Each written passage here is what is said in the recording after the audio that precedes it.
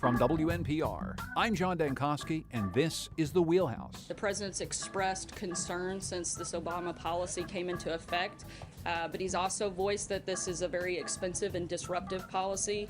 And based on consultation that he's had with his national security team, came to the conclusion that it erodes military readiness and unit cohesion. The United States Army is open to all Americans who meet the standard, regardless of who they are.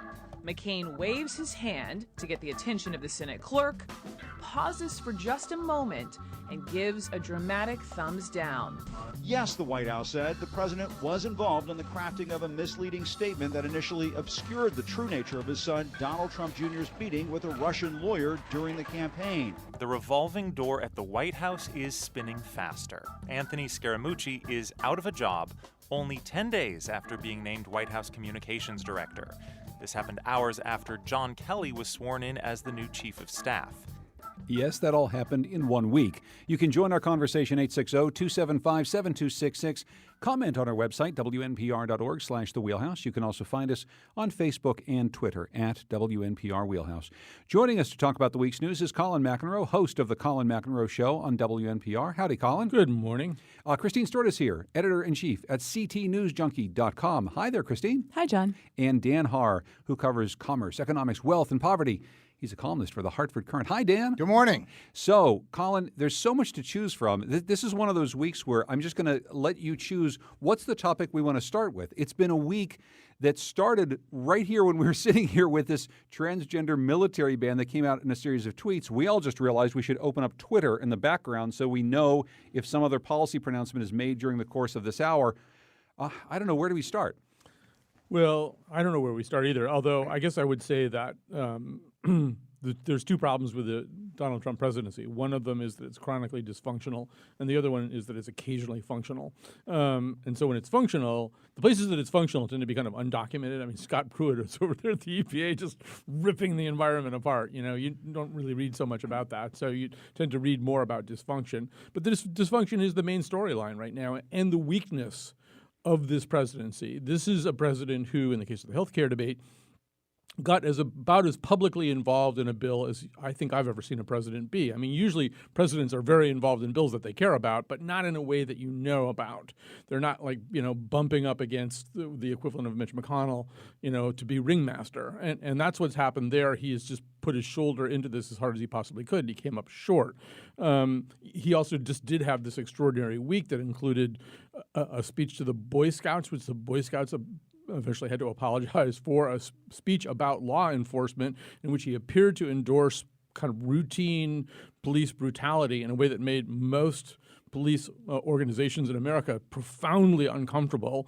It's like every time he wants to talk tough, which is kind of the thing that he likes to do the most, I mean, when he's getting resistance, the transgender thing, encountering resistance not only from the Joint Chiefs of Staff, who didn't know last Wednesday that this was coming, but also think it runs counter to A, the process of changing something, and B, their overall philosophy. Every time he tries to exhibit this kind of alpha male stuff that is very much his brand, he's running into an awful lot of resistance. And I know we'll be talking about Jeff Flake in just a little while too, but it can't continue to go like this. Or I mean, in a way, we tend to imagine him as this kind of autocrat who wants his way and gets his way, but that's not the way the reality is playing out. Of course, the news this week that General John Kelly was going to step in, take over for Reince Priebus as the chief of staff. One of the threads of coverage seemed to be, well, here is a respected former general, someone who is going to get this administration back on track. I'll say, Colin, it kind of played a little bit more to me like another character that swoops into Game of Thrones to take over for a tiny bit. It seems more like a plot twist than something that can actually have any sort of real outcome. I don't know that John Kelly or anybody else changes the course of how this White House is going to be run. Well, he could. It's unlikely. So, I mean, first of all, in general, this is a really complicated job, chief of staff. It's hard to do it well. There's a group of people who can do it well. Generals have only done it twice. John Kelly's the second one. Al Haig is the first one. I don't think any other generals ever done it. It's a more complicated set of cross currents. There isn't as clear a chain of command sometimes, particularly in this case, when actual relatives of the president have functioning roles in the government and can presumably get around anybody. But the chain of command is less clear, and you are constantly balancing various countervailing interests all the time. It's an extraordinarily difficult job to do well. The Republicans have produced a lot of people who do it well. They have this kind of Shaolin monk warrior cast that includes people like James Baker, Donald Rumsfeld, Dick Cheney. I mean, these are people who have been very, very good at this job. Whether Kelly's going to be good at it or not is a jump ball. I think the reason that he's there, or one of the main reasons I think that he's there, is everybody here in this room can name some things where like Rex Tillerson is a little off the reservation with Trump. Same with Mattis, same with McMaster. We all know things, ways in which some of Trump's key appointees, the ones that he really appears to like and care about, differ from him. It's harder to do that with Kelly. Kelly kind of went down the line on a lot of this stuff, including, you didn't really hear him squeaking about the immigration stuff, and he was the one who had to carry that ball. So I think one reason that he's there is that Donald Trump looked around and said, who has been pretty consistently loyal to me? Who has not, as far as I can tell, leaked stuff to undermine me? That's, of course, their current obsession. And who has not publicly undermined me? And Kelly's name rose to the top. Rose to the top. So, Chris, go ahead. I think that we are going to see some changes. It might be a plot twist for a short period of time or a longer period of time. But I think that with John Kelly there in the White House, I think things have already changed. Literally the door to the Oval Office has now been closed. So where people were able to freely walk in and out and grab Trump and talk to him about things, even while meetings were going on, that door has now been closed. And I think that there's going to be a little bit tighter access to him. The big impact that a lot of people paid attention to, of course, is the very brash and loudmouth former communications director, Anthony Scaramucci, who served for 10 days. I know, Christine, you in your job, you've dealt with an awful lot of press flacks, people who are supposed to represent those in power. Ever seen anything quite like the short reign of Anthony Scaramucci? No, it was like whiplash. What? He's here and now he's gone. I hardly knew you. But at the same time, it's understandable in that his personality is so much like Trump's personality, and that there was a joke or somebody said to somebody in confidence, if he was 7 inches taller, that he wouldn't be in this position because he would be bigger than Trump was. So there was a clash there.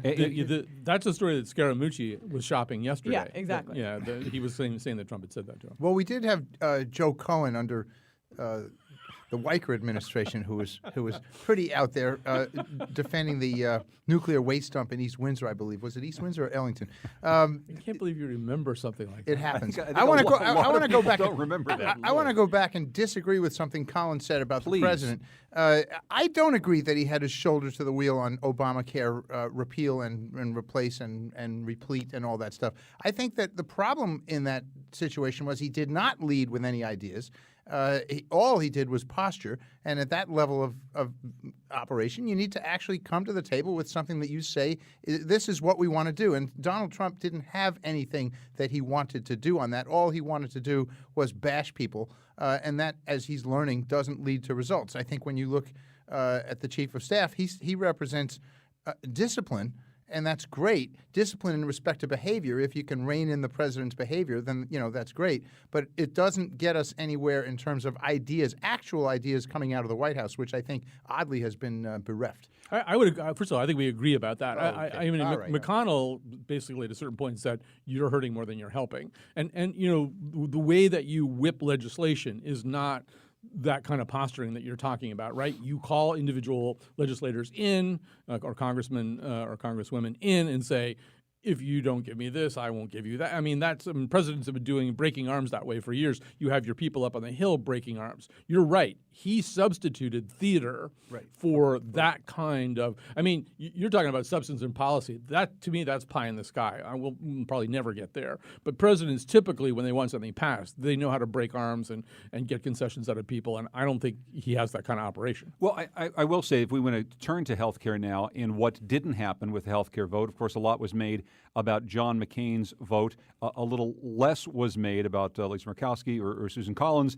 and the votes that they took to turn down the last version of GOP repeal if not replace. Today, Dan, we're hearing about Lamar Alexander from Tennessee trying to get together new legislation that's passed through a committee process that's actually something a little bit more like what a Jeff Flake or John McCain have been talking about, the standard way that we might do legislation that might actually help get people health coverage as opposed to the administration's stated policy, which is blow up Obamacare even more than it's blowing up itself and let people fend for themselves. Well, you mean we're going to actually see a markup in 2017? I don't think we've seen one. I don't think we've seen a bill raised. Yeah. I haven't heard about this. This is something new. To me and to my way of looking at it, the only way to approach healthcare reform is through cost reform, and that is not price reform, which is all anybody's talking about on both sides. Both the Democrats and the Republicans are talking about who's going to cover the $3.7 trillion cost of healthcare. Is it going to be a tax on medical devices? Is it going to be a tax on the insurers? Are the insurers going to get money back in order to give subsidies? That's what the CSRs are all about. Who's going to pay? And it's not about who's going to pay. It's never going to be fixed by deciding who's going to pay because there isn't enough money to pay. The only way it works is by taking cost out.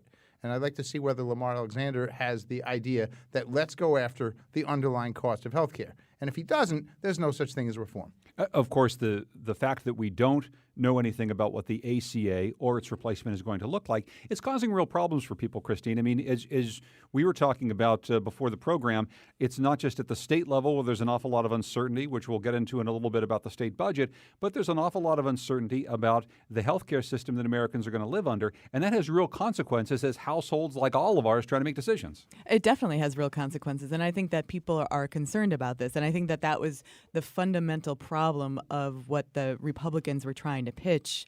It wasn't about healthcare. It was about tearing down or ripping down something that, Obama had put in place. There wasn't any sort of goal to, the goal of the Affordable Care Act was to make sure that people had coverage, affordable coverage that, they could actually go use healthcare. And I think that, healthcare is a really big part of everybody's home personal budget and finances, and not knowing what's going to happen with that. So in Connecticut, basically the insurance companies, the two insurance companies we have left on the exchange, Connecticut and Anthem, will get a chance if Trump tweets that he's taking away these cost-sharing reductions, which 48,000 Connecticut people get, then they're allowed to go back to the insurance department and refile their rates. So obviously rates would be increasing for a majority of the population. And even people, this will impact, it impacts the individual market. So people are probably scurrying to get out of the individual market, but it's going to impact employer-sponsored care too. Everything that Christine just said actually reflects back on what Danny just said too, just in the sense that our entire healthcare system is done through that kind of pushing and pulling. One thing goes up, another thing goes down. So when you get to the question of, first of all, let's just say that the efforts to repeal the ACA will not stop or substitute something or do something that is a massive, in their view, course correction to the ACA will not stop as long as the Republicans have majorities in Congress. Donald Trump didn't start this, right? We have to not forget this. The Republicans spent 6 years trying, introducing, resolution after resolution, trying to repeal the ACA. This has been on their radar screen long before Captain Ahab showed up about this. I think Dan's right that cost control is essential, but cost control is a really, really complicated thing. You can't announce that you're going to do that on Tuesday and get it done, by next week. It's really hard. I know this is not a conversation about healthcare, but the best book about this is An American Sickness by Elizabeth Rosenthal. Run out and get it. But a typical MRI bill might be through $3,470. That's for a group out in Arizona. Now, just in the same way that you're describing ways in which costs shift around, if Medicare and Medicaid, if they won't reimburse at that rate, then typically the providers just jack up the rate on the private patients. The private patients, because they don't really know what's being paid because they're insured, tend not to object to that. But the real question is, what does an MRI really cost? Well, in Japan, where the price for tests is determined by a panel of doctors, economists, and policymakers, an MRI costs $160. Now, things are really expensive in Japan. If you've ever been to Japan, it's not a cheap place. But an MRI is $160. Wow. They have the most advanced machines, and that doesn't include the radiologists, $45 fee. So if you want to control costs, look at other countries. Almost any civilized, developed Western nation is doing a better job of controlling costs than the United States because we don't have a system in place anywhere except for Medicare and Medicaid that can control costs. And they don't. They do a reasonably good job, but then just the rates go up in some other sector. We were all paying for it anyway. Right. Well, they either set cost as in the Japanese and German models, or they limit access as in the Canadian and British models, and they have to do something, and we have to do something. We have this technology, this coming up on $4 trillion machine, which is 16% of the U.S. economy, that we can't afford to use to its full and moral extent. People get more MRIs than they need. And yet healthcare is a moral imperative, and so that's the big clash here. And the problem with controlling costs is it's not just about making things more efficient; it's about taking money out of the pockets of some people who are overpaid in the health system, and that's the problem. And I'll just say, when we talk in the next segment a bit about Jeff Flake's new book and some of the things he's saying about the GOP, perhaps part of the argument, though, that is holding back conservatives on this issue is profound disagreement with what you just said, Danny, which is that there's a moral imperative to health care. There is a real question amongst large swaths of America about whether or not that is true, whether or not there is a moral imperative to health care, whether or not it's a right or something that you should buy if you have the money to do so. Well, that's right. But to the extent that we're a representative democracy, we're sort of coming to the end of that discussion with the reaction to the Republican attempts to repeal specifically the Medicaid reimbursement to the states. And that's really where it was at as far as ensuring lower income people. I think the popular response to that is that it's not an all-the-way imperative. You can get anything you want anytime you want, but that general baseline health care is viewed by American public as a right. Although, can I just say one thing about that, too? Not to make this a long back and forth between me and Danny, but I agree that it is a moral imperative. But, I did this thing down Sunday down in New Haven with Al Franken, and at a certain point I said, well, single payers now polling at 60%. Why is it politically hard to pass something that has 60% voter approval? And he said, well, you're conveniently omitting the fact that Republicans have control of both houses of Congress. And the other thing he didn't say is that the insurance companies are really good at lobbying, too. I mean, they sit on these members of Congress and make sure that things don't happen that they don't want. There are other interested parties also who have very powerful lobbying interests. That's the other reason that a politically, essentially popular idea can't fly. And Joe Lieberman. And just quickly getting to that point and bringing it back home here, a Hartford-based Aetna hit with a shareholder lawsuit this week accusing its board of directors of breaching its fiduciary duties to the company and its shareholders by making false statements about the insurer's reasons for pulling out of exchanges in 11 states. Danny, we've talked about this before on the show. Colin has written about this again. It seems as though when Aetna pulled out of these marketplaces, it wasn't because of the cost. It was in a peak of anger, in part because of the regulatory authority that the U.S. government had over their merger with Humana. You know what's amazing is that was less than a year ago? And it just seems like so much has happened since then. You were talking about Joe Cohen. Oh, come on. In the original, Joe might be listening. Tell me about the passage of time. That was really weird. Yes, it's true. In the original statement by Aetna, there was room for disagreement about what they meant. There was room for them to interpret what they said as being not, if we don't get this merger with Humana, we're going to pill up second base and go home, but rather, if we don't get this, we're going to have to institute cost controls, which include that. It was the judge in the case, which the ruling came in January, that found emails that showed the sort of pointing to duplicity by Aetna, and that's what the shareholder lawsuit is about. And I think what that tells you is that, look, these companies are going to play hardball, and we think they're playing hardball behind the scenes now, and in some cases that's actually reining in abuses. I shouldn't say abuses, reining in what some of us think are extreme policy measures on the far right.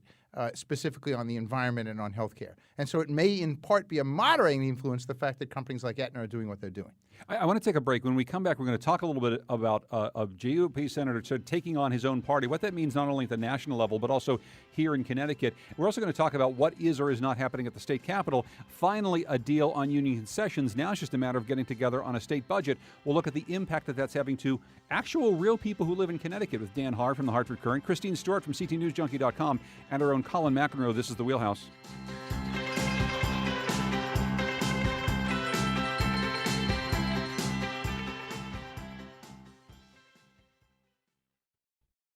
This is The Wheelhouse. I'm John Dankosky. We're talking this week with Christine Stewart, editor-in-chief at ctnewsjunkie.com, Dan Haar, who writes column for the Hartford Courant, and our own Colin McEnroe, who hosts the Colin McEnroe Show. Hey, Colin, what's on your show today? Well, we sometimes think of our show as the show of last resort, where we'll do shows that nobody else in public radio in America will do. We did a show last year about Panna Kram. She was a young Cambodian immigrant girl who, while in high school, became pregnant, didn't tell her family, didn't tell anybody, and panicked. She gave birth to her baby and drowned the baby in a toilet. It's called neonaticide. She went to prison with a pretty stiff sentence. When she got out, she actually came and talked to us, as well as other people who feel as though this whole phenomenon is not well understood, probably overpunished and understood. So we're rerunning it again. One reason we're doing this, we were lucky enough to win an award that John has won with Where We Live many times from the public radio news directors. So we won that this year for this show, so we thought we would share it again. It's not an easy show to listen to, but yeah, and this again won a big national award. And it's very much worth a listen today on the Colin McEnroe Show. I hope you can. Jeff Flake, the Arizona senator, of course, we've talked about the other Arizona senator, John McCain, his thumbs down vote on health care. Jeff Flake has a new book out that he's kind of been writing in secret. He was interviewed on NPR earlier this week. Let's listen to a bit of what he said. I'm very troubled about where the Republican Party is now. It seems that we've been compromised, but this time by different forces, those of populism and protectionism, isolationism, xenophobia. And I'm concerned about how we remain a governing party with those principles. I'd love to get everyone's take on a bit of what we heard from Jeff Flake on NPR, what he wrote, an excerpt from his book in Politico this week, and bring it not only to the national level, but also here in Connecticut, Christine. When we hear Jeff Flake talking about his party, the Republican Party, flailing a bit, being responsible in some ways for what ended up happening with Donald Trump becoming president, it seems like he's not just talking about senators in Washington. It sounds like he's talking about the party as a whole. And I know that at the local level, at the statewide level, that plays out as well. Here are a whole bunch of Republicans who have some very clear conservative values, maybe that are different from some people who serve in Washington, but they are fighting an uphill battle here at the state level and also fighting an uphill battle trying to figure out how to get reelected in 2018 at a time when their party seems to be, as Flake says, flailing a bit to figure out what it's all about. Yeah, I don't think that I think there's maybe one Trump sticker on one car at the state capitol, and that's about it. They are not. I don't believe that they feel that Trump represents the Republican Party that they know. Obviously, not Northeast Republicans, and I feel that there is an ability to separate yourself from Trump, and I think that they've done that very well, and that he's not going to be a big. Democrats are obviously going to try to tie local Republicans who are running for office and re-election in 2018 to Trump.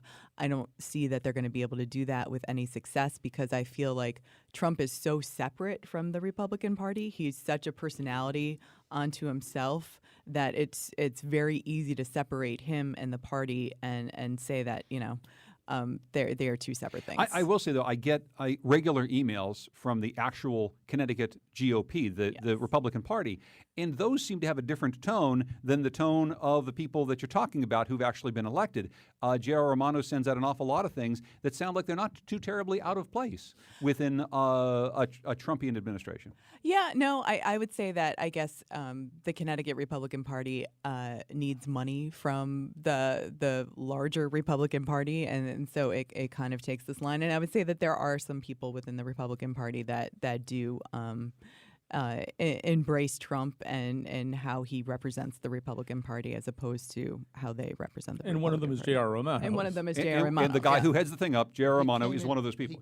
He came to his position more or less as a populist. And I think you have to be careful here with gradations. J.R. Romano, although he's a populist and Trump is a populist, he hasn't necessarily defended Trump. What they're going to try and yes, he has Yeah, over and over again.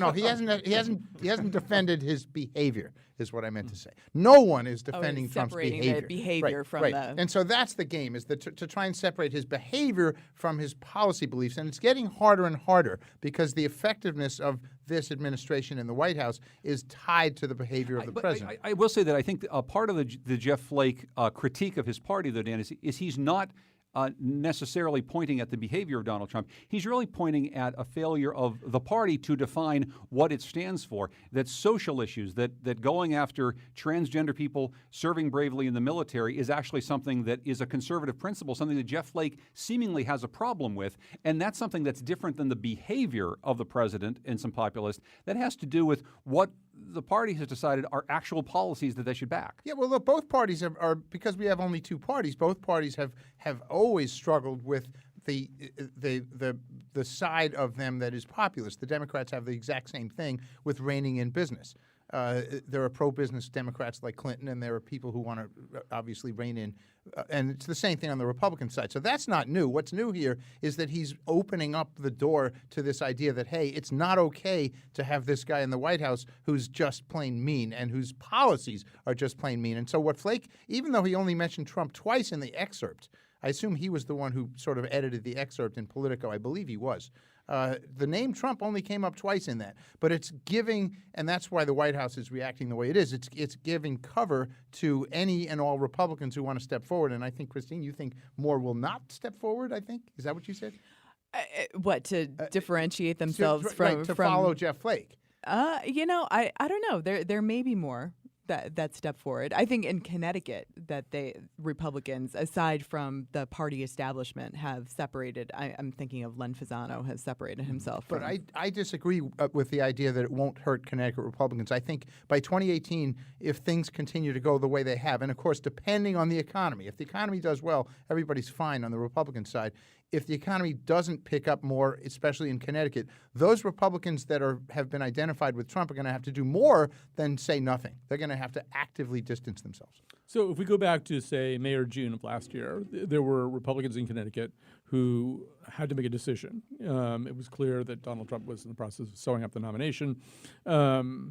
So can you be an effective member of your party if your plan is to differentiate yourself during the presidential election season from your party's nominee? It's hard to do that, although I think it can be done, and there are people like Len Fasano who have proved it. But people like Anthony Scaramucci made a different kind of decision, and they got in line with Trump. Now, I tend to agree with Christine about this. I think this is, for the most part, not going to be a 2018 Connecticut election about Trump. It's going to be an election about Connecticut, except for the congressional races, which are not competitive anyway. So once again, that's meaningless. But I don't see that as being a gigantic problem for anybody. I mean, I suppose, for example, if Claridis were the gubernatorial nominee, she would have a little bit of explaining to do about that. But by and large, I think this election is going to be about the stuff that we're about to talk about. But just very quickly, we just spent some time talking about health care. I mean, the Republican Party, as you rightly pointed out, Colin, far before Donald Trump became the nominee, had been trying to dismantle the ACA, had been trying to dismantle Obamacare. That is something that is aligned with the Republican Party, not just Donald Trump. And the failure of the party to come up with any reasonable plan to actually replace Obamacare, that's something that I think does trickle down at every single level of the Republican Party, including here in Connecticut. Yeah, although Bill Curry said something last week that I think was true, which is that the Democratic Party also has to make sure that they are pushing. That's why I was a little bit disappointed in Franken. It's like, I mean, just okay, we understand the Republicans are not getting it done. Tell us how you're going to get it done. But to your point, absolutely. And one ad I sent around to everybody last night is an ad for a Kentucky race. It's a Kentucky congressional race where the Democratic challenger is a woman, a former colonel in the Marines, a woman who fought for the right to be a Marine combat pilot and then flew, I think, 85 missions or something like that. It's a 2-minute ad. It's probably a web ad mainly. The first half of the ad talks about that and how her Republican members of Congress wouldn't help her and told her to go sit in a corner and bake cookies and not be a combat pilot. The second half of the ad is about the fact that her mother's a polio survivor, and she really goes after both McConnell, who she's not running against, but this is Kentucky, and the congressman she is running against. And I think you're going to – Trump, I believe, is never mentioned in that ad. And I do think a lot of Democrats are going to run not against Trump, but against the Republican establishment, against the people who tried to take health care away. And it'll vary from state to state what the best target is. But I think you're going to see a lot of that kind of rhetoric. And it might be a mistake to overemphasize Trump. Quickly, go ahead. I was just going to say that at the state level, you have two leaders. You have the Senate, you have Senator Len Fasano, and you have House Representative Themis Klarides, and I think that they have taken two different approaches to governing the state of Connecticut in this budget debate. I feel like Len Fasano has sat there and said, look, I want to govern. And I believe that if we step up and we try to govern, the voters in 2016 got us to a tie in the Senate. And if we show them that we can govern, we will get reelected in 2018. And I see that in the House, it's very different. And, I feel like it's more bomb throwing, and that if we continue to throw up roadblocks, or if we continue to offer opposing opinions no matter what happens, and don't necessarily negotiate, that actually plays better for us in 2018. And I wonder, Dan, if that really is the distinction. It's the decision to govern or not to govern. I mean, part of what Jeff Flake is arguing for, and John McCain was arguing for, and maybe Lamar Alexander is now arguing for, is okay, Republicans, try to govern. Well, try to actually run the country and help people along, as opposed to the bomb throwing that Christine is talking about at the state level. Yeah, I mean, in my job and in all of our jobs, we prefer to have situations where it's a hard decision, where you have to wake up and say, well, look, that made sense. And that also makes sense over there. And one of the problems we have with amplifying what you said to start this portion of the discussion is that the alternative in both Obamacare repeal and the Connecticut state budget from the Republicans is something that can't work. And we can stand and Len Fasano who's a wonderful sort of moderating force, I say, in the Capitol, it can say this is what we need to do and this is what we need to do. The bottom line is that you can't take away collectively bargained rights in Connecticut right away. You just can't flip a switch. Everybody would like to make things be, oh, gee whiz, this is the way we think it should be. That's not a workable solution. And so that's the common bond. And what doesn't work on the other side is that, as Christine said in the House, the problem is also the Democrats who can't agree on how to raise $700 million and whether. And there's still a consistently strong side that says we need to raise the state income tax, which is equally unworkable. Well, let's actually get to that. So some of the big news from the state capitol this week, Christine, is this deal. And if we're talking about partisanship, it fell very much along party lines here.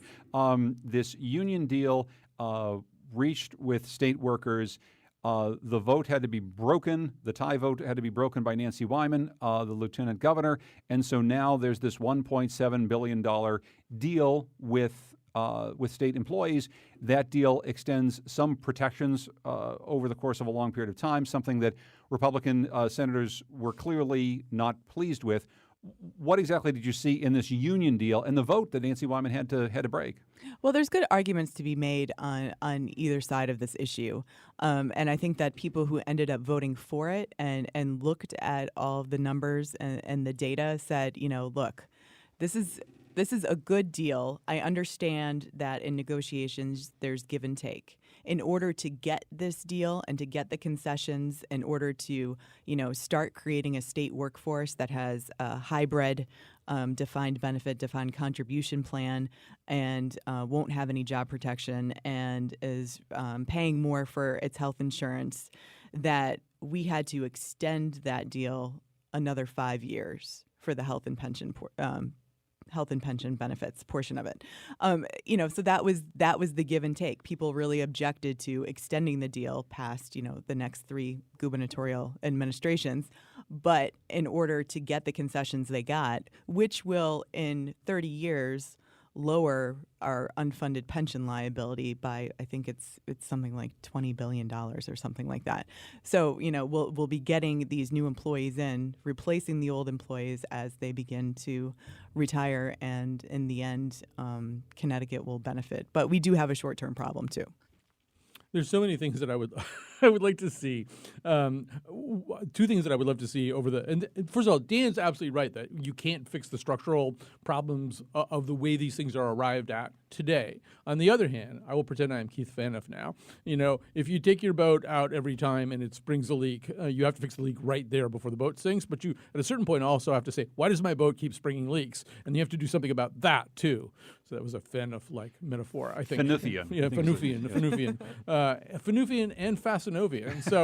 So ultimately what we need, and I hope somebody runs on this in 2018. In 2014, I suggested that somebody run on it. Nobody did.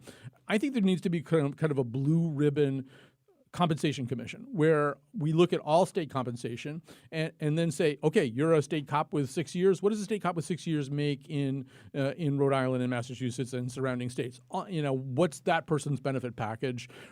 If you do a job that has an analog in the private sector, how are you doing? How's a college professor at Central doing compared to a comparable college professor at Trinity? One thing I know is there's a tremendous amount of misinformation and suspicion around everywhere. If you ask a Trinity college professor, they will tell you that state college professors have all these kinds of benefits that they don't have. If you ask a state college professor, you'll hear that the Trinity professors make more than we do.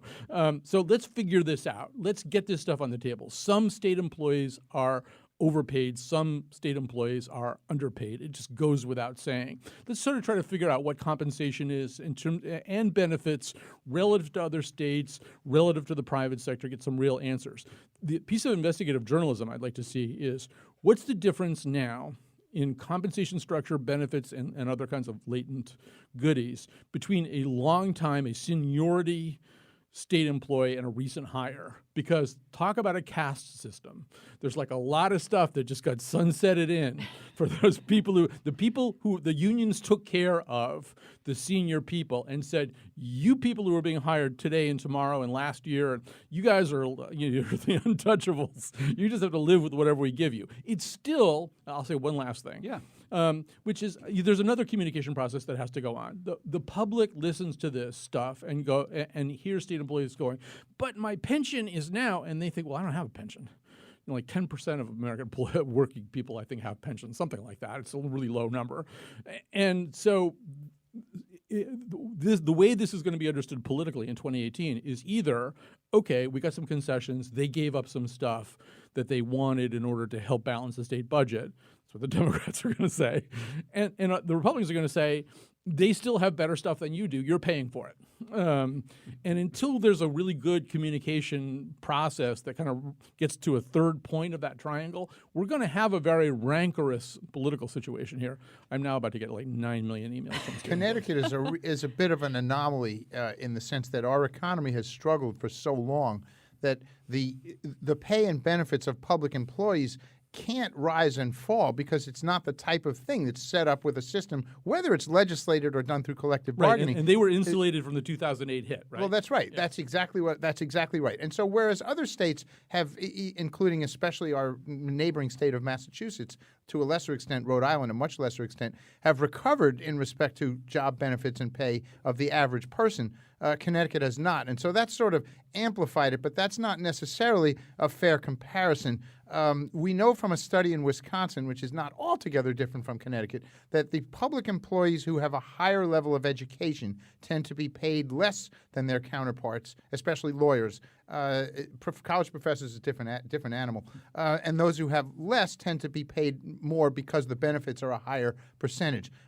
It's very difficult. It's easy to see. Not easy to see, but to the extent that you can see it, you really can't do much about it in a short term. Well, and let's just remember that the reason that we're currently in this situation is because we failed to fund the pension obligation.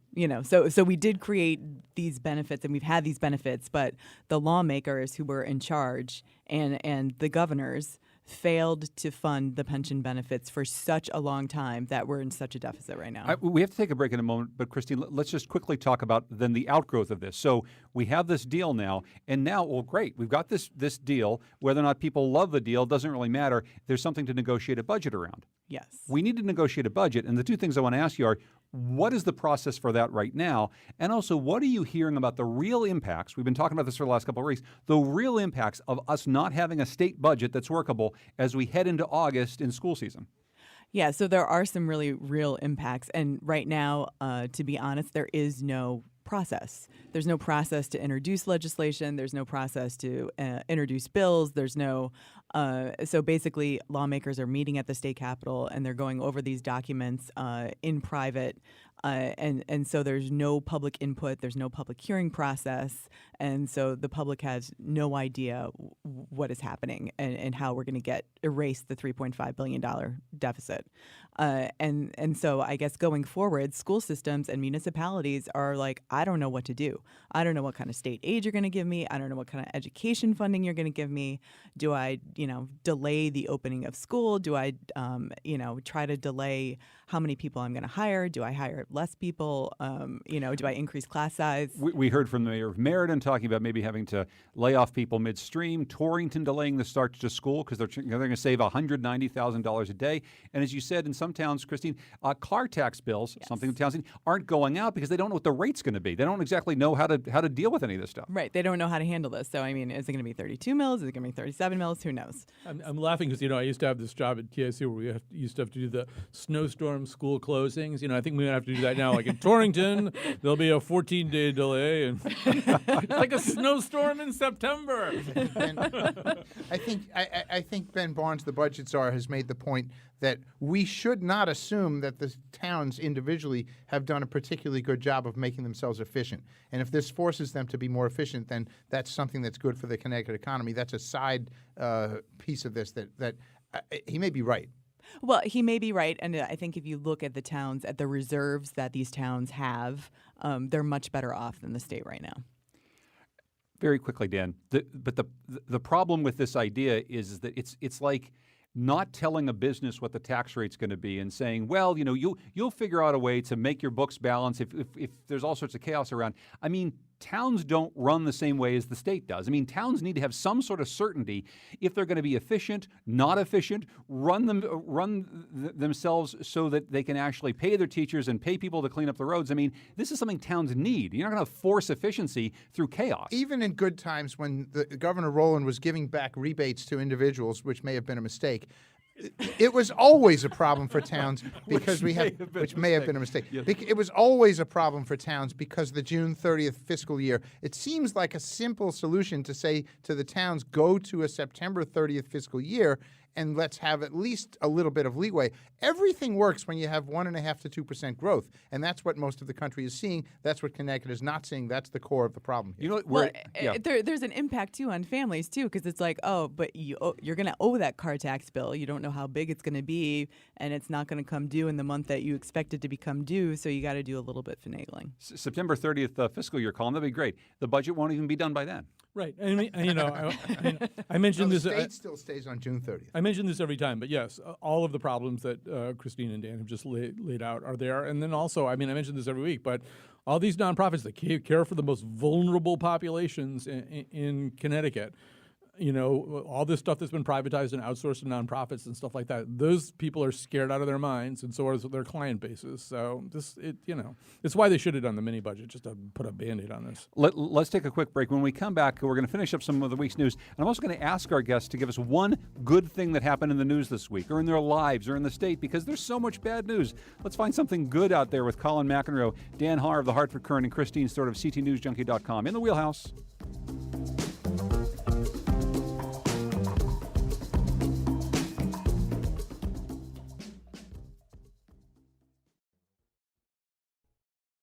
This is The Wheelhouse. I'm John Dankosky, talking about the week's news with Christine Stewart from CTNewsJunkie.com, Dan Haar of the Hartford Courant, and Colin McEnroe from the Colin McEnroe Show on WNPR. Just a couple minutes left. We're going to talk about a few august institutions in the state getting a whole bunch of money. The first one, Dan, is the state manages to come up with $400,000 for the Hartford Club. The sad thing about this was a $100,000 grant and a $300,000 loan to basically redo a bunch of carpeting so that the Hartford Club can stay alive. The Hartford Club has a great idea, which is let's go from our old model of having a bunch of rich, predominantly white, but not entirely white, male entirely, members to opening this up to the 2,500 millennials that are in Hartford and all that stuff and making it an active club. But it costs money, and the problem is that they had a mortgage that nearly defaulted. And so the sad part about this is it used to be the very exact place where people would go to dream up ways to help the city and the state, and now our city and state money is even going there. It's kind of been the sick man of Europe for about 20 years. Well, that's right. Yeah. Okay, so the Hartford Club is getting money, and who else is getting money, Colin? But UConn is getting $32.45 million in a deal with Nike. Of course, Nike does this sort of thing, and as well as Adidas, Under Armour, all across the country. They cut big deals with big colleges. This is a relatively small deal compared to some of the ones that other big programs get. Yeah, UCLA, I think, broke the record recently with $280 million. I think that was Under Armour. But I mean, the one thing that I would say about this is it's once again a reminder that people who are doing the essential wealth creation here, the athletes, do not partake in any way. So ideally, they don't partake in any way here. And it would bother me. I mean, I do feel as though college sports is now a process that enriches a whole bunch of coaches and administrators and creates situations where carve-outs can be made for Randy Edsall's son to violate the state ethics policy, but still somehow or other be able to keep his job. And like the people, I mean, not that athletes in college aren't really privileged, because they are in certain ways, but just an awful lot of money that's not going to them. Again, Randy Edsall's son can get a job. If you are a basketball player and you take a sandwich from a booster, that's going to probably wind you up on some sort of a suspended list. Anyway, good deal for UConn. They got a bunch of money. Hey, I wanted to ask before we left, because it's been such a bad news week, just about something that happened this week. I'll start with you, Christine. I mean, what's some good piece of news from this week? A good piece of news? Or I'm not sure. even news, just something in your not, life. Yeah, something that happened. I mean, not necessarily news, but I think that a lot of people grouse about there not being anything fun to do in Hartford, and I think that there are a lot of fun things to do in Hartford. Last weekend, we went to the Carousel and saw a movie in the park, and tonight, for people who are interested, there's a free showing of Guardians of the Galaxy at Dunkin' Donuts Park. So there's a lot of fun things for millennials and others to get out and do. Not just for yard goats anymore. Yeah. Julia Rosenblatt and Jennifer Yanko, two sisters who co-founded Heartbeat Ensemble some 15 or 16 years ago. I'm not sure they would both count as co-founders, but they're from the beginning. Last night had a party at Jennifer's house in West Hartford to celebrate their stepping down from the positions and to raise money, of course, for Heartbeat Ensemble. It's very uplifting because there are about 100 people there. It was a fundraiser, and there were liberals, conservatives, some very conservatives, and young, old, all races, and it was a great type of thing, and it indicates to me that maybe if an institution like this can both stay under the big picture radar and thrive, that's what Hartford needs. That's the type of thing Hartford needs, and I thought that was a great event. Colin? I'm going to just triple down on all this and just say, one of my policies this summer has been just to make sure I get off my butt and just go to as many things as I can and just enjoy summer. And summer, whether you live in New Haven or Hartford and anything. Last night I was at Finding Neverland at the Bushnell. The night before that it was Monday night in jazz in Bushnell Park. Real Artways had this amazing Moroccan world music band at Creative Cocktail Hour about a few Thursdays back. I mean, all summer long there's just been sort of fabulous stuff to do, and you just have to be kind of willing and affirmative and make that decision that you're going to do that. You're going to go to farmers markets and you're going to go to performances. Art Feldman's group, I forget what the name of that one is, but they're going to have Self-Suffice, the rap poet, at the Parkville CT Fast Track stop on Friday. I think it's 6 p.m. And probably some food trucks and stuff like that. I just, Hartford is an underrated city. There's a lot to do here. And it's interesting, though, Christine, because it runs counter to this narrative that we not only hear about the capital city, but about Connecticut as a whole. Not just that there's nothing to do, but millennials are leaving, and it's high cost of living, and people are going out of the state because of this and that. And honestly, if you listen to a lot of the things that we talk about here, having to do with anything from the state budget to healthcare costs, people would think, my goodness, what a terrible, terrible place to live. But then the opposite is actually true in reality. Oh, the opposite is definitely true in reality. We may pay a little bit more in property taxes, but we get a lot of services for that, and we get to enjoy a lot for that. The struggle is not of the lifestyle. The struggle is over expectations. We're trying to be a legitimate second-tier city like St. Louis, Minneapolis, and so forth. We're not there yet, but the problem is expectations, not day-to-day living. Day-to-day living there's plenty going on. I always have high expectations for Dan Harwin. He's on the Wheelhouse. Thank you so much, Dan, for being here. Thank you. From the Hartford Courant, Christine Stewart, editor-in-chief at ctnewsjunkie.com, one of the really good things that happens here in the capital city. Thank you, Christine. Thanks, John. Thanks also to Colin McEnroe, host of the Colin McEnroe Show on WNPR. Thank you, Colin. And thank you for hosting, Mr. Dankowski. And thank you to our producers, Kyone Wolf, our technical producer, Heather Brandon, our digital editor. The executive producer is Katie Tolarski, and thanks to our ace intern, Carmen Baskoff. You can continue the conversation, WNPR.org/The Wheelhouse. Thanks for joining us.